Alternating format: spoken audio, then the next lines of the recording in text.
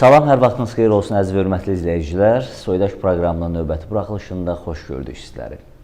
Aprel ayının 2-də cəbhə xəttimizdə Qarabağda başlanan hərbi əməliyyatlar və ondan sonraki dönəm Azərbaycanda yeni bir əhval-ruhiyyəni ortaya qoydu. İnsanlarımız bir millət olaraq öz iradələrini ortaya qoydular.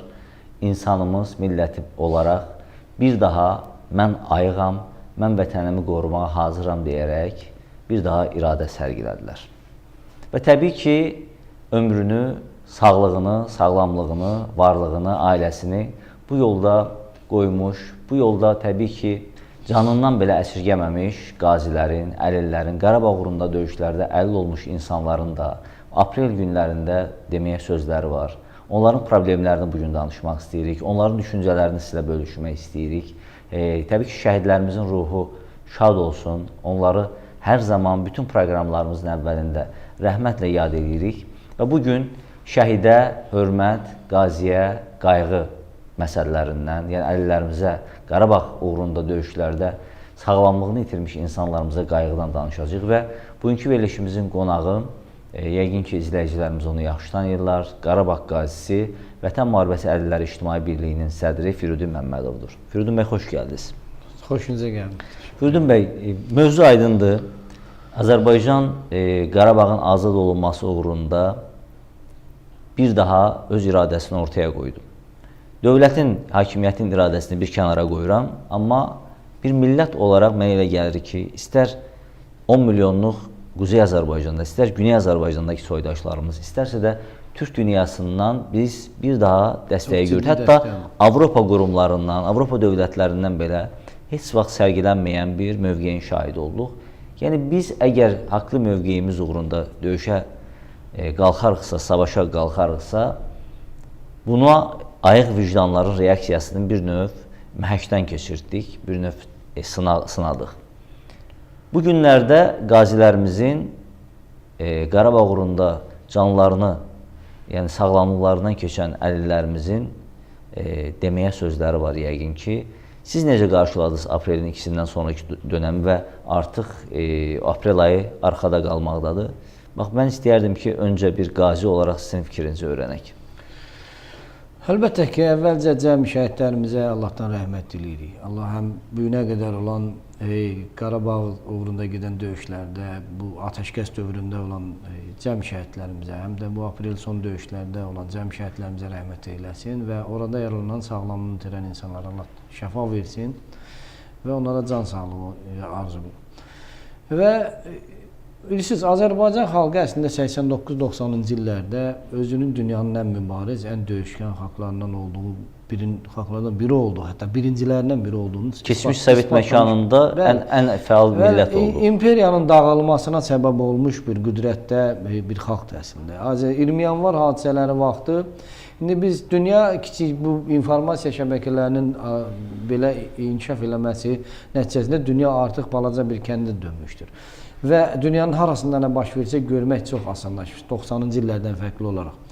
Amma indi biz gördükcə artıq görməyə başlayırıq və görürük ki, 90-cı il yanvar ayının 20-sindəki baş verən hadisələrdə Azərbaycan xalqının göstərdiyi qəhrəmanlıq və əzm hansı böyüklükdədir. Təsəvvürünüzə gətirin ki, yəni belə bir son illər dünyanın hər yerini izləyirik. Belə bir hadisə dünyanın heç bir ölkəsində, heç bir xalqı tərəfindən olmamış, göstərilməmiş qəhrəmanlıq olur. Bir gecədə yüzlərcə Sovet imperiyası boyda bir imperiyanın 10 minlərlə qoşunu, minlərlə tankı, zirehli texnikası bir şəhərin, bir xalqın üzərinə gələ və bir gecədə yüzlərlə insanı öldürə və minə yaxın insan yaralana, tank şəhəri belədən taftalaya bilir keçə ki, insanları küçədən yığışsınlar, qovsunlar. Əksinə səhər tezdəndən 2 milyon, 3 milyon insan öz şəhidlərini çiyninə alına və apara dəfn edir. Bu, son dövrlər gördüyümüz nə Suriyasında, nə Misirində, nə dünyanın heç bir ölkəsində, Yunanistan'da heç arasında baş verməyən bir böyük göstərici idi. Və həmin göstəricinin 2 aprel döyüşlərində Azərbaycan xalqı yenidən Azərbaycan dövləti torpaqların azad olunmasından bağlı kiçik bir həmlə etdiyi zamanda yəni özünü müdafiə həmləsidir bu həm də onun. Çünki döyüşü biz başlamamışdıq. Ermənilər tərəfindən Azərbaycan dinc sakinləri öldürüldüyünə görə məhz Azərbaycan ordusu hərəkətə keçdi və Azərbaycan xalqı yenə həmin əzmi ortaya qoydu. Və əslində dünyanı vəlvəliyə salan Azərbaycan ordusundakı silahların daha yeni, daha üstün olmasında deyil. Dünyada silahlar varkən Azərbaycanda olan silahlar onun yanında heç bir silah deyil. Hətta o dövlətlərin ki, elə bir silahlar var, onlar da Azərbaycan sözünü deməyə başlayır. Niyə? Çünki dünyanı vəlvəliyə salan, dünyanı həqiqəti deməyə məcbur eləyən əslində Azərbaycan ordusunun göstərdiyi rəşadətlə bərabər Azərbaycan xalqının vəhdəti və ortaya qoyduğu dəyanət oldu. Və o 3 günlük, 4 günlük müharibə ərzində Azərbaycan xalqı bir daha sübut elədi ki, Azərbaycan xalqı nəinki öz torpaqlarını almağa qadir və onlar dünyada ən qüdrətli xalqlardan biri olduğunu isbat eləməyə qadirdir. Və ona görə də dünyanın bizi sevən də, sevməyən də bütün ölkələri, hətta ermənilərə neçə illərdir havadarlıq eləyən dövlətlər, o həmin dövlətlərin siyasi rəhbərləri Azərbaycan xalqının haqqını deməyə məcbur qaldılar. Və indi dostlarımızın dəstəyini bir qırağa qoyuram. Azərbaycanı sevənlərin Türk dünyasından olsun, İslam dünyasından olsun, qardaş Türkiyədən, Türkmenistandan belə heç gözləmədiyimiz dəstəyi aldıqsa biz, deməli Azərbaycan artıq dünyada bu 25 ildə Azərbaycan dövlətinin, Azərbaycan xalqının ortaya qoyduğu iradə dünyada öz nəticəsini vermişdir deməkdir. Hətta bizim gözləmədiyimiz dərəcədə bir nəticə vermişdir. Və buna görə biz Azərbaycan xalqına bu günlərdə dəstək olan bütün xalqlara, bütün dövlətlərə öz minnətdarlığımızı bildirməklə yanaşı, həm də Azərbaycan xalqını ortaya qoyduğu dəyanətə görə təbrik eləmək, alqışlamaq lazımdır. Firidun bəy, bu dönəmdə yəqin ki, qazilərin də əhval-ruhiyyəsi yəni yüksək səviyyədə oldu. Sizcə bir daha o cəbhə bölgəsinə yollamağa hazır idinizmi həmin günlər? Mən sizə bir söz deməli, inanırsınız, Gəncədən, Şəmkirdən, Qazaxdan, Bərdədən, Ağcabəd, bizim qazilər təşkilatımızın bütün şöbələri, təşkilatımızın şöbəsi olmayan, üzvü olan, olmayan nə qədər qazilər axışdı, hamısı cəbhə bölgəsinə. Və biz onun qarşısını ala bilmirdik. Hətta onlar o qədər çox sayda gedirdilər ki, döyüş bölgələrinə. Onlar biz qorxurduq ki, orada bizim hərbiçilərimizə mane ola bilərlər. Baxmayaraq ki, biz dəfələrcə Ali Baş Komandana müraciətimizdə bildirmişik ki, Azərbaycanın qaziləri öz təcrübəsini yenidən müharibə başlayacağı təqdirdə tam varlığı ilə, tam qüvvəsi ilə verməyə hazırdır. Və sizi inandırım ki, heç bir hələn bizə rəsmi göstəriş gəlmədi. Yəni qazilərimizə, düzdür, bizə İctimai Birliklər olaraq Müdafiə Nazirliyinin xətti ilə biz həmin günlərdə İctimai Birliklər olaraq cəbhə bölgəsinə yollandıq. Bunu Müdafiə Nazirliyinin təşkilatçılığı ilə baş verdi və həmin günlərdə biz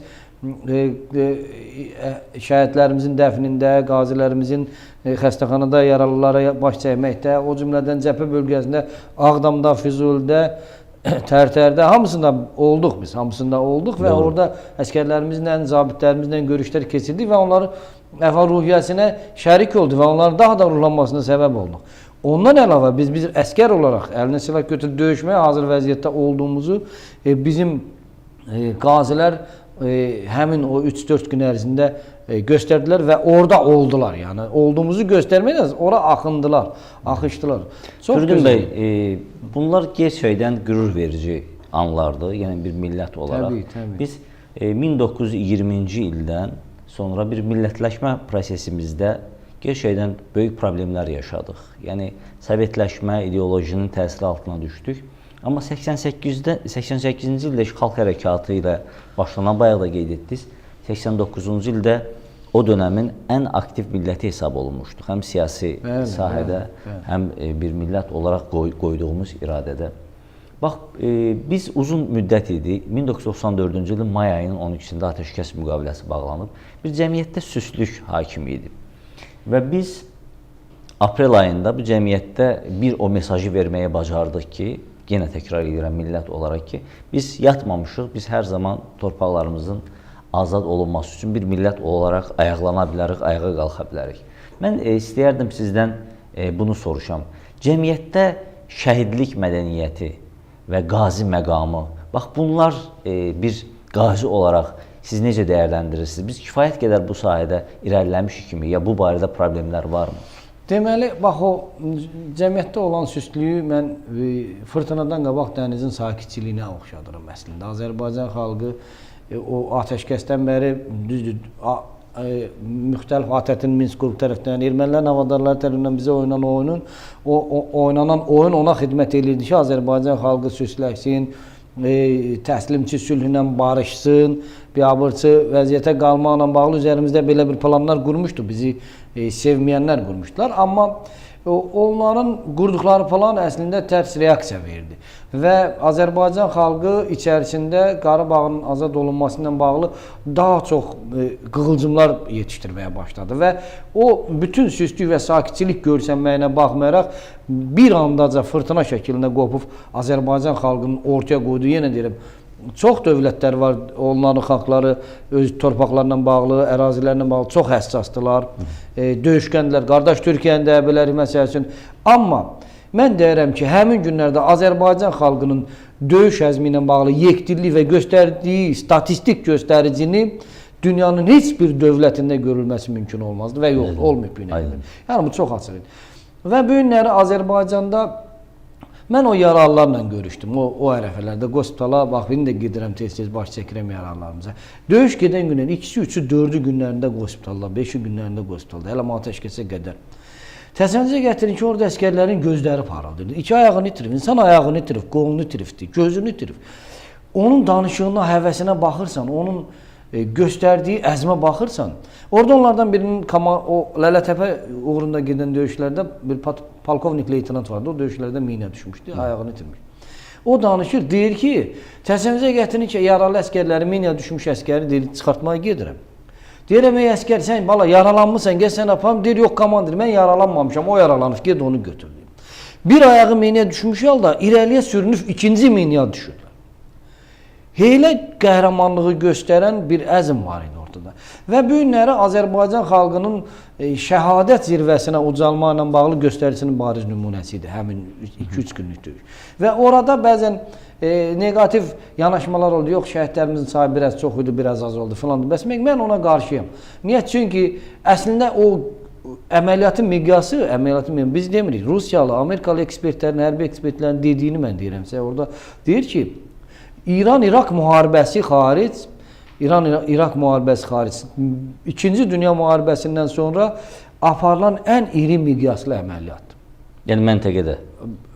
Yəni bizim məntəqədə? Bəli, Azərbaycan həmin o əməliyyatlar ki, aparıldı, 400 kilometrə yaxın bir məsafədə. Ki, hansı ekspertlər deyir onun? Yəni xarici ekspertlər? Amerikanın və Rusiyanın hərbi ekspertlərindən mən də. Hər halda biz hərbi mütəxəssis olmadığımıza görə... Mən onlardan eşitdiyimi deyirəm, yalancısı onlar olsun. Yəni, həm də ən azı biz özümüz, mən də bir hərbiçiyəm, hərbi qulluqçuyam. Və mən 400 kilometrə yaxın bir ərazidə eyni vaxtda hücum başlayıb. Təxminən 100 minə yaxın qoşun orada iştirak elədi. 100 minə yaxın qoşun o döyüşlərdə iştirak elədi və bunu bir andaca başlayıb. Və o boyda əməliyyatları gedib eyni xətt üzrə, bir xətt üzrə tam sürətli irəli gedincə şəhidlərin də sayı çox ola bilər, yaralılarının da sayı. Məqsəd torpağın alınmasına xidmət eləmək. Və bu gün Azərbaycanda şəhidlərlə bağlı və qazilərlə bağlı siz qoyduğunuz məsələ əslində çox ciddi məsələdir. Yəni, Azərbaycan xalqı öz şəhid olmağa həmən hazırdır. Qazi olmağa həmən hazırdır. Yəni bunu hiss edirsinizmi cəmiyyətdə? Yəni önəmli olan budur. Mən bayaqlar bir millət olaraq iradəsini qoydu. İndi hər halda siyasi iradə də bunu təkmilləşdirməlidir. Buradan sonrası.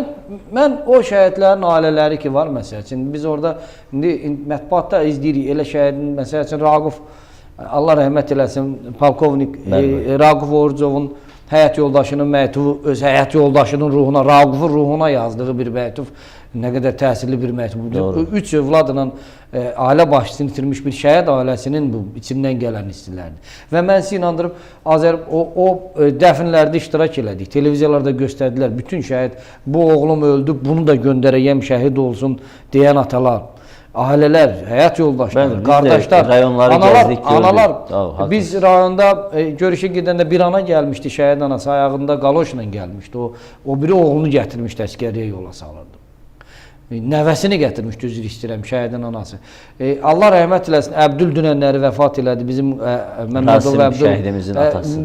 Şəhid oğlu, baş leytenant Rasim Məmmədov. Lələtəpə uğrunda şəhid oldu. Onun atası Əbdül 2 ayağını itirmişdi müharibədə və ən ağır vəziyyətdə bir qazi idi. Bir qazinin Bir şeydən örnəkdilər. Örnəkdilər, amma yəni, o örnək rəhmətlə olmuş anırıq insanlara şəhidlərimiz. Allah rəhmət eləsin, Əbdülə də, balasına da ki, ruhları qovuşdu. O örnək olan insanlara müharibəsiz dövrdə hansı münasibət göstərilməsi də əsas şərtdir. Doğrudur. İstər ictimaiyyət tərəfindən, istər dövlət tərəfindən, istər dövlət orqanlarının bütün hamısı tərəfindən göstərilən münasibətlərin əsas hansı formada qurulması çox vacib. Firidun bəy, bax hal-hazırda qazilərə, şəhid ailələrinə, hər halda siz Vətən Müharibəsi Əlilləri Cəmiyyət rəhbərisiniz və eyni zamanda Qarabağ Qaziləri İctimai Birliyinin də sədr müavinisiniz. Birbaşa bu təmasdasınız. Problemləriniz nədir? Yəni qazilərin problemləri nədir? Qazilərin problemləri həll olunurmu? Dövlət himayəsini necə hiss edirsiniz? Cəmiyyətə adaptasiya problemləriniz necədir? Bax, mən istəyərdim ki, bu barədə danışasınız. Onu qeyd edelim ki, əvvəla məsəl üçün görülmüş işlər də çoxdur. Yəni biz sırf problemlərin üzərindən indi bu günləri məsələ problemlərdən qovtə problemlərə çox üstünlük veririk. Amma görülən işlər də var. Deyək ki, Azərbaycanda dövlət siyasəti, dövlət proqramı ilə müharibə əllərinə və şəhid ailələrinə göstərilən böyük xidmətlər var. Məsəl üçün, tutaq ki, çoxlu sayda evlər paylanmış, çoxlu sayda avtomobillər Qarabağ əllərinə paylanır. Əllərin və şəhid ailələrinin müalicəsində müəyyən dövlət müəssisələrində tam pulsuz müalicələrin təşkili ilə bağlı işlər görülür, tapşırıqlar verilir. Deyim sizə ki, müəyyən diqqət və qayğı da görürük. Amma etiraf eləmək lazım ki, problemlərimiz görülən işlərimizdən daha yəni biz görülən işlərdən danışmayacağıq ona görə ki, dövlətin borcudur, şəhid məqamına hörmət eləsin. Biz görülən işlərlə bağlı ictimai birlik olaraq da o görülən işlərin içərisində iştirak edirik. Təşəkkür edirik. Təşəkkürümüzü və minnətdarlığımızı daim eləyirik görülən işlərlə bağlı və bu günləri mənə görülən işlər hansıdır, onun statistikalarını sualını qoyarsınızsa mən onu da deyərəm. Məsələn, çünki bir belə ev verilib, bir belə maşın verilib və buna görə də təşəkkürümüzü eləyirik. Biz əslində problemlərin üzərində durulması üçün bugün burada olduğumuza görə biz problemlərdən danışırıq. Buyurun. Qarabağ müharibəsi əllərinin həm maddi, o cümlədən şəhid ailələrinin biz unutmuruq. Yəni deyilən problemlərin hamısı bu lavasitə şəhid ailələrinə dair problemlərdir. Həm maddi, həm də mənəvi cəhətdən çox ciddi problemləri qalmaqdadır. Mənəvidən başlayaq. İctimaiyyətin qeyri-müharibə dövrlərində, məsələn, dinc dövrlərdə ki, 22-23 ildir dinc dövr, atəşkəs dövrü gedir və dinc sayıla bilər müəyyən mənada. 3-4 aprel gününü çıxmaq şərti ilə. Dövrlərdə ictimaiyyətin diqqət və qayğısı Qarabağ əllərinin mənəvi ictimaiyyətin və ictimaiyyət üzrə, yəni dövlət orqanlarının diqqət və qayğısı yanaşması Qarabağ əllərinin mənəvi münasibəti tənzimləyir. Doğrudur. Mənəvi. Sosial vəziyyətinin problemlərinin aradan qaldırılması, onların maddi münasibətləri tənzimləyir və hər ikisində çox ciddi problemləri olması. Məsəl üçün, mənəvi cəhətdən, bilirsiniz nətərdir? İctimaiyyət belədir, onun başında durur, tutaq ki, Maliyyə Nazirliyi, eləmi? Onun naziri müharibə əlinə və şəhid ailəsinə hansı münasibəti göstərərsə, onun işçiləri qapısındakı, üzr istəyirəm, xadimədən tutmuş, naziri müavininə qədər hamısı eyni cürə yanaşacaqdır. Niyə? Çünki bu bir aksiyomadır, bu bir qaydadır. Buyurun. Məsəl üçün, 3-4 gün bundan qabaq şəhid ailələri cəmiyyətlərinin rəhbəri olan 2 şəhid ailəsi ilə ümumən Maliyyə Naziri Sami Şərifovun tam qəbul günündə, onun qəbuluna gedib, saatlarla qapısında qalmamıza baxmayaraq, sonunda Sami Şərifov o şəhid ailələrinə, şəhid ailələrinin problemlərindən bağlı getmir. Heç kim şəxsi problemə görə getməmişdir. Şəhid ailələrin və müharibələrin problemlərlə bağlı getmişdik. Doğru. Onu da biz də qəbul eləmədən durduq, qəbuldan yarım çıxdı. Cəmaatı qəbul elədi çoxlu sayda insanlar. Bizə gəl növbə çatanda durdu, çıxdı, getdi. Siz şəhid ailəsinə getmişdiniz. Şəhid ailələri cəmiyyətinin sədri Almaz xanım, şəhid ailələrinə diqqət və qayğı cəmiyyətinin sədri Nəzakət xanım və Vətən Müharibəsi Əlilləri Cəmiyyətinin təmsilçi olaraq getmiş. Təmsil, şəhid ailələrini və müharibələrini təmsil edən ictimai bilən rəhbərləri olaraq, həm də özləri də şəhid ailəsidir onlar. Doğrudur. Almaz xanım 3 övladı Qundaqlı çağı ilə qalmışdı yoldaş şəhid olanda. O da elə gözəl məktublar yazmışdı. Durub şəhidimiz vətənə qurbandır demişdi. Böyük mənəvi dəyərlər göstəribdi. Amma bu günləri nəinki bir nazirin, az qala bir xırda bir idarə müdürünün qapılarına gedəndə şəhid ailələri və müharibələri bəzən elə laqeyd, elə bir yaraşmayan münasibət görürlər ki, o son dərəcə ağır, bunu qəbul etmək son dərəcə ağırdır. Çox ciddi problemlərdən biri əsas müharibəlilərin sağlam və şəhid ailələrinin özlərinin və ailə üzvlərinin sağlamlığının sığortalanmasıdır. Yəni həkimlərin başım qurbandır, canım qurbanlısı ilə elə xəstəliklər var ki, onu sağaltmaq olmur. Ciddi xəstəlikləri ciddi müalicələrlə. O ciddi müalicələr bizim səhiyyə orqanlarının proqramında yoxdur. Dərmanlar o siyahıda yoxdur. Və ona görə də biz təklif vermişik ki, Qarabağ əllərinin və şəhid ailələrinin özləri və ailə üzvlərinin sağlamlığı sığortalansın.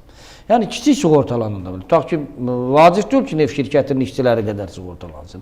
Amma müəyyən mənada sığortalanmaz. Yəni müharibəli və şəhid ailəsi öz ailəsini, ailə üzvünü, övladını götürüb sağlamlıq müəssisəsinə gedəndə o sığortalı olduğunu bilmək. Firdun bəy, qazilər, şəhid ailələrin dövlət tərəfindən verilən müavinətlərin miqdarı nə qədərdir? Şəhid ailələrinə dövlət tərəfindən verilən müavinətin miqdarı 220 manat. Yəni bir ailə başçısını itirmiş bir şəhid xanımına əgər övladları varsa, az yaşlıdırsa, onlara ona görə də uşağın hərəsinə görə əlavə vəsait ödənir. Amma yox, artıq 18 yaşına çatdı mı övladı? Əsas biabırçılıq buradan başlayır. 18 yaşına çatdıqdan sonra şəhid ailəsinə verilən müavinətin uşaqlara aid hissəsi kəsilir. Aynen. Sanki 18 yaşından sonra şəhid ailəsi öz balasıyla bağlı heç problemi yoxdur. Əslində problem ondan sonra problem 18 yaşdan sonra böyüyür, daha çox var. Və ən pis cəhət nədir? Şəhid ailəsi, şəhidin xanımı vəfat edəndən sonra şəhidin balaları öz atasının, şəhidin statusunu itirirlər. Və onlara artıq atalarının müharibədə şəhid olmağından heç nə qalmır. Yəni anası rəhmətə gedəndən sonra. Yəni şəhidin xanımı vəfat eləsə, şəhidin balaları, şəhid ailəsi bu qanunvericilikdə boşluqdur. Yəni bu boşluqdur. Olarmı? Və təsəvvürə gətirin ki, şəhidin balalarının anası vəfat elədi və onlar bu ata şəhid olub. O ata şəhid olduğuna görə bunlar nə qədər istirabla, işgəncə ilə, sosial cəhətdən ağır vəziyyətdə ən azı maddi vəziyyəti nə qədər yaxşı olsun, atasız böyüyüblər, ata sevgilərini, vətənə qurban verdikləri ataları ilə bir yerdə bastırır. Firdun bəy, mən bu yaxınlarda daha doğrusu araşdırdım. Qazilərin ailələrinə, əlillərin ailələrinin daha az maddi təminatı var. Hətta 11 manat eşitdim. Yəni bu o 11 manat nədir? Birinci qrup əlillər ki var, ən ağır vəziyyətdə, onların ətraf müşahidəçiyə ehtiyacı var. Yəni onlar məsələn Türkiyədə, Avropada, İsraildə birinci qrup əlillər qaziyə hansı miqdarda təqaüd ayrılırsa, ona xidmət edin. Həyat yoldaşının da bir qeylə alın. O həm həyat yoldaşının xidmətinin haqqı kimi ödənilir ona. Həm də o 11 manat məsələsini aydınlıq gətirin. O 11 manat həmin məsələn mən birinci qrup vərirəm. Mən gözdən əllə. Mən çoxlu xidmətlərdə mənə bir ətrafdan birinin kömək eləməyə iki qolu olmayan bir Həsənov Taleyə 24 saat xidmət lazımdır. Təsəvvür edin ki, iki qolunuz yoxdur, əlinizi yumalısınız. Doğru. Üzr istəyirəm, başqa problemlərinizi ödəməlisiniz. Və buna bir insan 24 saat xidmət edir. Və o insana o 24 saat xidmətə görə dövlət təqaüdün içində 11 manat ödəyir. Yəni ədalət. Təqaüd nə qədərdir? Təqaüd məsəl üçün 50 dərəcəsinə görə fərqlidir. Üçüncü qrup 50-lərə 150 manat, ikinci qrup 50-lərə 180 manat, birinci qrup 50-lərə 220 manat. Yəni şəhid ailəsi qədər birinci qrup təxminən birinci qrup şəhid ailəsi qədər. Amma onun yardımçısına 11 manat verilir. Müharibə əllərinə prezident təqaüdə verilir. O da 143, 111 manatdan 165 manata qrupasına görə fərq. Birinci dərəcələ 165 manat, ikinci 143, üçüncü 111 manat alır. Son artımdan sonra. Təbii ki, bunları maddiyyatla ölçmək olur, amma qazilərin, əlillərin problemləri var. Allah rəhmət eləsin. Firdovsi var idi Qarabağ əlli, 18 yaşında yatağa düşmüşdü. 18 yaşayacan ayaq üstə durub, 18 ildən sonra 23 il yataqda yatan müharibəlilər var. Və ona xidmət göstərən bir ana var, bir qardaş var, bir bacı var. O qardaş ki ona xidmət göstərir, çünki o qardaşını ya buraxıb getməlidir, öz ailəsinə məşğul olmalıdır, ya da ailəsini buraxıb qardaşı ilə məşğul olmalıdır. O ailəsini buraxıb qardaşı ilə məşğul və ailəsi dağılır. Niyə dağılır? Çünki qardaşı ilə məşğul olduğuna görə o ailəsinə maddi təminatını təmin edə bilmir. Mənəviləri demirəm. Ona görə biz təklif edirik ki, Belə tutaq ki 200 nəfər belə vəziyyətdə olan əlillər var. Onlara heç olmasa yardım şəklində iş adamlarının dəstəyi ilə olsun, dövlətin mi dəstəyi ilə olsun, ictimaiyyətin mi dəstəyi ilə olsun, onlara xidmət göstərən insanlara təxminən bir 300 manat heç olmasa dəstək olunmalıdır ki, o insan qardaşına xidmət edən qardaş öz ailəsinə 300 manat ayda çörək pulu apara bilsin. Mən sizə deyim, Daşdəmirov Nizam var Mingəçevirdə bir qardaş bütün gün alquzanı onu oraya ərir. Kim əriyəcəkdi onu? 11 manata kimsə Nizamiyə 2 ayaq yox, Nizamiyə xidmət eləyərmi gün ərzində? Ay ərzində. Yəni bunlar problemlər olduqca dərin problemlərdir. Yəni Azərbaycanda son 10 ildə baş verənləri, ölkəmizin büdcəsinə daxil olanları nəzərə alanda bugün haqlarıdır. Həm şəhid ailələrinin, həm qazi ailələrinin haqqıdır ki, dövlətin büdcəsinə vaxtilə gələn gəlirlərdən bugün artıq neft qiymətinin aşağı düşməsi ölkədəki müəyyən iqtisadi sıxıntıları nəzərə alır. Amma onlar haqqı olan müavinətləri almalıdırlar. Bizim çox təəssüflər olsun ki, verilişimizin sonuna gəlib çatdıq. Mən istəyərdim ki, ümumi olaraq bu problemlərin həlli üçün nə etmək lazımdır? Bir-iki dəqiqə ərzində bu fikrinizi tamamlayasınız. İctimaiyyətin arasında çox ciddi təbliğat aparıb. Dövlət səviyyəsində təbliğat proqramı hazırlanmalıdır və müharibə əllərini dünyanın heç tərəfində hər şey tam dövlətin üzərinə qoyulur. Doğrudur. Ondan ötəri əllərin işlə təmin olunmasının kvotası haqqında qanun var. 50 işlə təmin edən müəssisələrə güzəştlər nəzərdə tutulmalıdır. Və təbliğat aparılmalıdır. Azərbaycanda dövlətdən kənar orqanların, strukturların, iş sektorlarının, biznes sektorlarının, müharibə əllərinə və şəhid ailələrinin dəstəyini təmin etmək. Mən Türkiyədə bunun şahidi olmuşam. Dərnəklər var. Bəli, dərnəklər var, fondlar, vakflar var, falanlar var. Bunların işi gücü nədir? Bütün şəhid ailələrinin. Türkiyədə dövlət təminatından kənar qoyduq bir qırağa. Himayədə olmayan heç bir şəhid ailəsi və qazisi yoxdur. Ailə özü, Türkiyədə qanun var. Biz indi bunu təklif eləməyə Azərbaycan Müslümanların görüşümüzdə bunu razılaşmışıq ilkin olaraq. Ki, müharibə əllərini və şəhid ailələrinin ailə üzvləri və özlərinin bir nəfəri dövlət müəssisəsində və istənilən müəssisədə işə götürülməsi müsabiqədən kənar həyata keçirilsin. Türkiyədə dövlət qulluğunda bir ailə üzvünün işləməsi məcburiyyəti zərurəti var. Yəni, hər şəhid ailəsindən, qazi ailəsindən bir nəfəri dövlət qulluğunda işə götürürlər. Doğru. Niyə bu ailəyə maddi təminat çox azdır? Yəni, görüləcək işlər var. Yəni, yenə deyirəm, hər şey dövlətin büdcəsinə arxayan olarsanız, dövlətin büdcəsi müharibə əlini və şəhid ailəsini heç vaxt tam təmin edə bilməz. Çünki pensiyam tutaq ki 300 manat laf qalsın 500 manat eləsin. Ki, bugünkü durumda o mümkün deyil. Onunla yaşamaq olarmı? Azərbaycanda bir aylıq bu dəqiqə bir nəfərin minimal yaşayış həddi 200 manat. Bizdə orta Azərbaycan 4 nəfərdən ibarətdir. 300-500 manat acılıq həddində bir səviyyəni göstərir. Ona görə dəstək kənardan olmalı. Yəni bütün ölkədəki bütün iqtisadi problemlər, sosial problemlər kənara, şəhid ailəsinə, şəhid adına, qazinin məqamına sayğı və onun müqabilində də qayğı mütləq olmalıdır və bu dövlətin üzərinə düşən borcudur, vəzifəsidir. Bəli, o cümlədən xalqın da. Xalqın təbii ki, təbii ki. Yəni xalqın mədəniyyəti formalaşdıran imkanı olan iş adamı ona kiminsə deməyini gözləməməlidir. Getməlidir bir şəhid ailəsini. Bir imkan çat 5 şəhid ailəsini himayəyə götür, vayda 500 manat. Azərbaycanda hər ay 10 biz verilişimizin əvvəlində nailiyyətlərimizdən danışdıq, amma problemlərimiz kifayət qədərdir. Biz də media olaraq çalışırıq ki, bu problemlərin həll olmasına təşəkkür edirəm sizə. Siz dəfələrcə bizim qazilərin və şəhid ailələrinin problemlərini qaldırmışsınız. Biz bunun şahidi olmuşuq və ona görə sizin televiziyanıza, kanalınıza xüsusi təşəkkürümüzü bildiririk və izləyirik. O cümlədən qazilər də çox ciddi mənada izləyirlər sizin kanalınızı internet vasitəsilə və həmişə də bizə razılıqlarını bildirirlər. Təşəkkür edirəm. Biz də bütün şəhidlərimizin uca ruhu qarşısında baş əyirik və qazilərimizə sağlamlıq diləyirik və onların problemlərinin həlli üçün media olaraq əlimizdən gələni etməyə hazırıq. Əziz Soydaş izləyiciləri, daha bir verilişimizin sonuna gəlib çatdıq. Sağ olun, gələn görüşümüzə də sizi Tanrıya tapşırırıq.